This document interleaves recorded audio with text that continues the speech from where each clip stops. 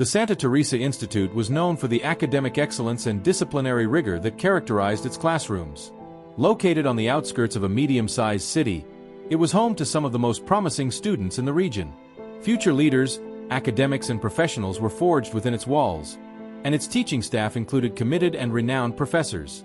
In this environment, Professor Miguel Rodriguez was considered a respected authority and a role model.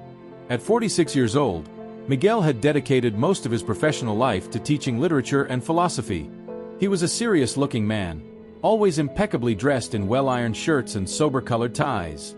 His gray hair and thin-rimmed glasses gave him an intellectual appearance that inspired respect and trust among his colleagues and students. Miguel had an impeccable career. He had published articles in academic journals and had been invited as a lecturer on several occasions to speak about the classical authors he so admired. His classes were passionate and full of anecdotes and deep reflections that kept his students captivated. Professor Rodriguez had a special talent for connecting with young people, making them feel heard and understood. His methodology consisted of encouraging critical thinking and free discussion, which made his lessons dynamic and stimulating. In each generation of students, there were those who saw him as a mentor, someone they could trust beyond academics. It was not uncommon for students to turn to him for personal or professional guidance. For them, Miguel was not only a teacher, but also a father figure who guided them with patience and wisdom. Among his students, there was unanimous respect for his dedication and his ability to motivate young people to reach their full potential. The subject that Miguel taught was one of the most anticipated by final-year students. His comprehensive approach to literature and philosophy made students question not only the content of books, but also their own ideas and perspectives on life. Among her students, there was a student who stood out in a special way, Natalia Garcia. Natalia was an 18-year-old girl, in her last year of high school, and one of Miguel's best students. He had a brilliant mind and a sensitivity unusual for his age.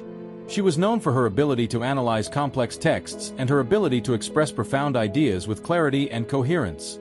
Her classmates often looked to her to help them understand difficult concepts or to exchange opinions on topics discussed in class. In addition to her intellect, Natalia possessed a natural beauty that did not go unnoticed.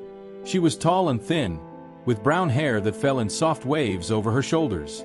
Her deep green eyes reflected a mix of curiosity and intensity that made her stand out from the rest. However, what really stood out was his determined character and independent spirit. Natalia was not afraid to express her opinion or question preconceived ideas, and that made her a figure admired by her classmates and respected by her teachers. Since the beginning of the course, Natalia had shown a particular interest in Miguel's classes. Often, at the end of the lesson, he would stay a few extra minutes to ask her questions about the authors they studied or to debate philosophical topics she found intriguing. Miguel, who enjoyed discussions with his students, saw in Natalia a talent and passion that reminded him of his own youth. Over time, these conversations became more frequent and longer. Miguel felt flattered by Natalia's attention and by the admiration that the young woman showed towards his work. In turn, Natalia saw in Miguel someone who was not only a great academic, but also a man with a deep vision of life and a sensitivity that she greatly valued. The relationship between the two began to evolve in a subtle way, almost imperceptible to others. The academic conversations became personal talks, in which they shared experiences, concerns, and dreams. Natalia found in Miguel an interlocutor who not only understood her, but also inspired her to question herself and grow intellectually. Miguel, for his part, let himself be carried away by the admiration he felt for Natalia, while trying to maintain a professional distance. It didn't take long for the rumors to emerge. Natalia's classmates began to notice that she was spending more time than usual in the staff room or the library with Miguel. Some saw it as a simple sign of Natalia's academic commitment, while others began to speculate about a possible attraction between them. However, no one dared to mention anything directly, since Miguel's reputation was impeccable and Natalia was known for her dedication to studying. Despite the rumors, both Miguel and Natalia denied any intention beyond academics. However, internally, they both felt that the relationship was becoming more complex. Miguel, despite being aware of the line he was crossing, let himself be carried away by the admiration he felt for Natalia. The young woman, for her part, saw in Miguel a figure of authority and admiration that transcended the merely professional. On one occasion, during a conversation after class, Natalia confessed to Miguel that she admired him not only as a teacher, but as a person. She told him that she found in him a refuge and a source of inspiration at a time in her life when she felt lost and disoriented. Miguel, moved by her words, thanked her for her trust and tried to advise her in the best way possible. However, inside him, something was beginning to change. The decisive moment came during a school day in which most of the students were participating in a sporting event. Miguel had decided to stay at the institute to prepare for his final exams, and Natalia, taking advantage of the opportunity, stayed with him to ask him some questions about his final year project. The conversation, which at first was purely academic, soon turned to more personal topics. Natalia told him about her family situation and the lack of support she felt at home, while Miguel, trying to console her, shared some experiences from his own youth. The talk became increasingly intimate, and they both realized that there was a special connection between them. In a moment of weakness and emotion, Natalia approached Miguel and, on impulse, kissed him. Miguel, although surprised at first, was not able to stop her. The kiss was brief, but it marked a before and after in their relationship. They both knew that what had happened was wrong, but instead of walking away, they were drawn to the danger and excitement of the moment. From that day on, the interactions between Miguel and Natalia changed. What were previously innocent talks and intellectual debates became a clandestine relationship that both tried to hide at all costs. Miguel knew he was putting his career and reputation at risk, but the attraction he felt toward Natalia was too strong to ignore. As the weeks passed, the relationship between Miguel and Natalia was consolidated in secrecy, wrapped in a mix of intense and risky emotions. The encounters in the empty hallways of the school and in the teacher's bathroom were just the beginning. Soon, the need to see each other alone led Miguel to look for places outside the institute so he could meet with Natalia without raising suspicions. Miguel often left messages in Natalia's locker or in a book she often carried with her, suggesting a place and time to meet. At first, their encounters were brief and fraught with nervousness, but as they became more frequent, they both felt more comfortable and trusting.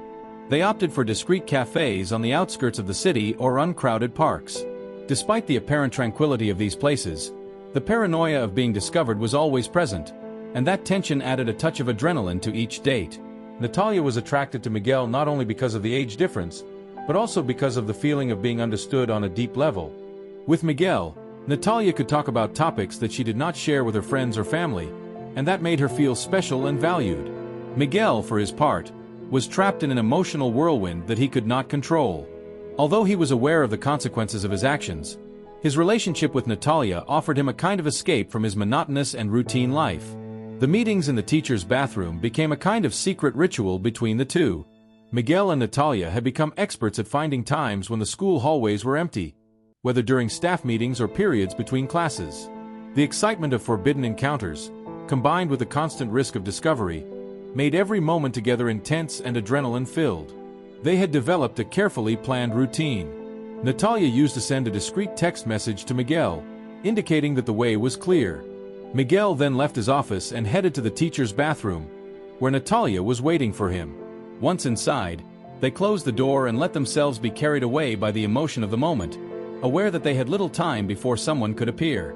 As their encounters became more frequent, both Miguel and Natalia tried to justify their actions to themselves. Natalia was convinced that what she had with Miguel was something special, a unique bond that transcended social norms and the expectations imposed by others. Miguel, for his part, kept telling himself that their relationship was an exception, a temporary mistake that, somehow, he could handle without his life falling apart. However, suspicions continued to grow at the institute. Despite all their efforts to hide the relationship, the changes in Miguel and Natalia's attitude were evident to those around them.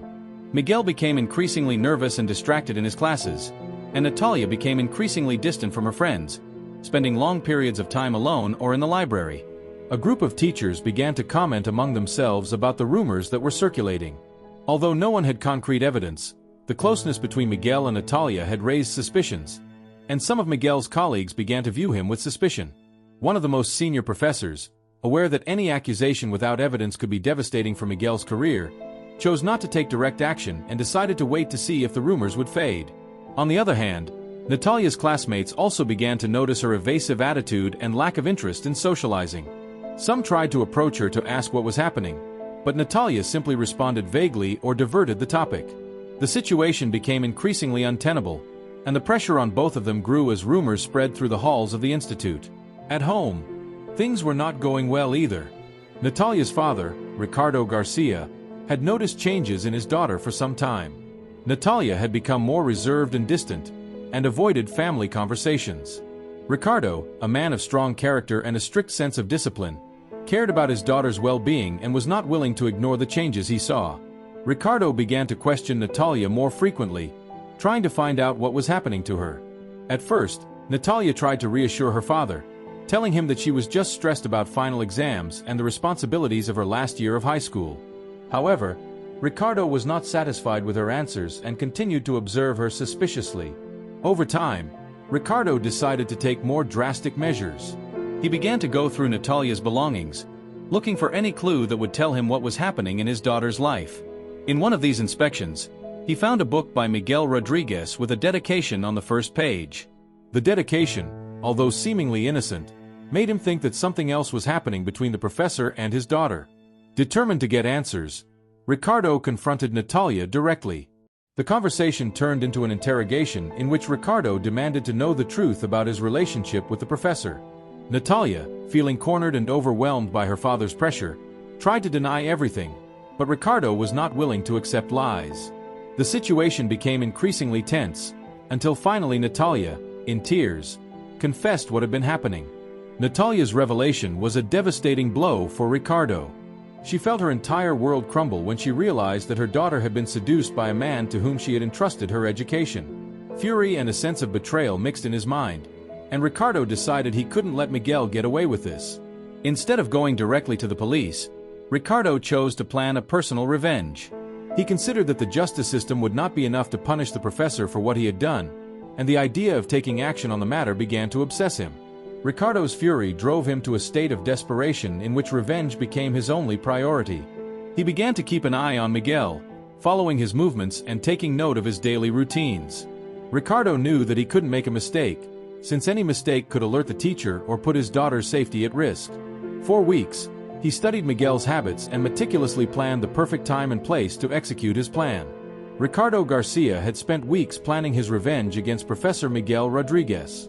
Anger and the desire to protect his daughter had clouded his judgment, leading him to the conviction that the only way to restore balance was to eliminate the man he considered responsible for Natalia's corruption.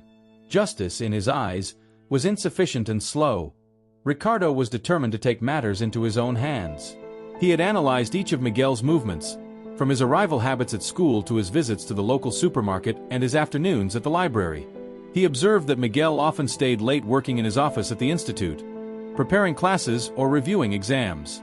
These nights had become part of his routine since his relationship with Natalia had become more intense. Ricardo began following Miguel in his car, making sure he didn't see him. He knew that the ideal time to carry out his plan would be one of those nights when Miguel was left alone at the institute. Ricardo did not dare to act at home, since that could put his own family at risk, nor in public, where the chances of being caught increased considerably. The institute, empty at night, was the perfect place to execute his revenge. One night, after making sure Natalia was home, Ricardo left without saying a word.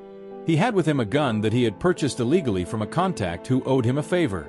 He drove to the institute and parked his car on a dimly lit street a few blocks away. He walked stealthily to a back entrance that, after a week of observation, he had discovered was poorly closed. With his face hidden under a cap and gloves so as not to leave fingerprints, he entered the building. Miguel was in his office, immersed in reading some essays when he heard a strange noise. At first, he thought it was the cleaning staff, but the silence that followed made him stand up cautiously. It was then that he saw a shadow moving quickly towards him.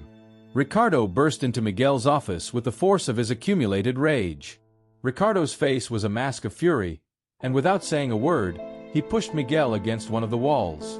Miguel, stunned and without time to react, tried to calm Ricardo down, trying to explain himself and ask for forgiveness, but Natalia's father was beyond reason. "You took advantage of my daughter, you heartless man!"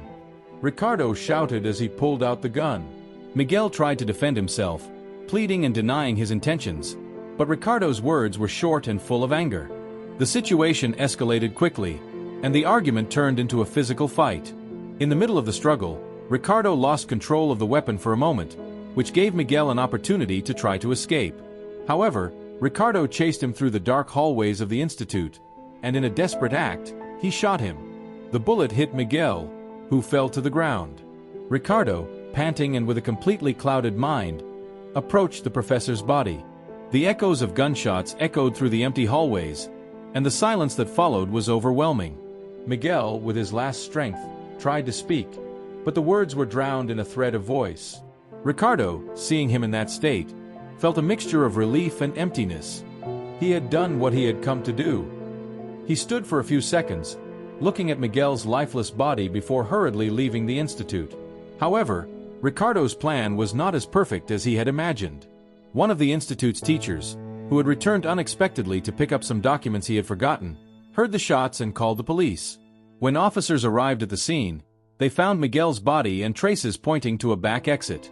The news of the murder of a teacher at the Santa Teresa Institute did not take long to become public, and the scandal shocked the community. Police investigations progressed quickly. Despite Ricardo's efforts to conceal his involvement, security cameras near the institute captured images of his vehicle in the area, and his phone records revealed his intense activity in the weeks prior to the incident. Ricardo was arrested at his home, and although he initially tried to deny his involvement, the evidence was overwhelming. During the interrogation, Ricardo finally confessed. He showed no regret for what he had done. In his mind, he had acted as a protective father, avenging his daughter's disgrace. Ricardo admitted that he had planned everything and had patiently waited for the perfect moment to execute his revenge. The Ricardo Garcia trial became a media spectacle, with the media covering every detail of the case. Natalia, deeply affected by Miguel's death and her father's imprisonment, was the subject of speculation and judgment by public opinion. Sensational news stories describe her as a young woman manipulated by a corrupt teacher or as an accomplice in a forbidden relationship, depending on the focus of each journalist. During the trial, Ricardo showed no remorse. When given the opportunity to speak, he simply said that he had done what any father would do to protect his daughter. His words divided public opinion, with some considering him a tragic hero who had acted in defense of his family, and others seeing him as a ruthless killer who had taken justice into his own hands. The verdict was overwhelming. Ricardo was convicted of first-degree murder and sentenced to life in prison. However, even after the sentencing, Ricardo was defiant, stating that he did not regret what he had done. In his eyes, he had put an end to the life of a heartless man who had betrayed the trust of his daughter and an entire community. The Garcia family was devastated by the events. Natalia, after the trial, tried to rebuild her life away from the city. The weight of guilt and tragedy accompanied her for a long time, leaving her with a deep distrust of people and a feeling of emptiness that seemed impossible to fill. He distanced himself from his family and cut all ties with the past, in a desperate attempt to escape the memories. Ricardo, for his part, spent his days in prison convinced that he had acted fairly. The visits from his wife and daughter became more and more sporadic, and the silence in his cell became a reflection of the void his revenge had left. The Santa Teresa Institute was never the same again. Miguel's death and the scandal left an indelible mark on the educational community. New safety measures and protocols were implemented to prevent similar situations in the future, but the memory of what happened was still present in the hallways and in the conversations of students and staff. The story of Ricardo Garcia, Miguel Rodriguez and Natalia is a tragic example of how decisions driven by emotion and obsession can lead to the destruction of lives and entire families. Ricardo's revenge, although in his mind an act of justice, became a tragedy that not only ended a man's life, but also left his own family broken and beyond repair.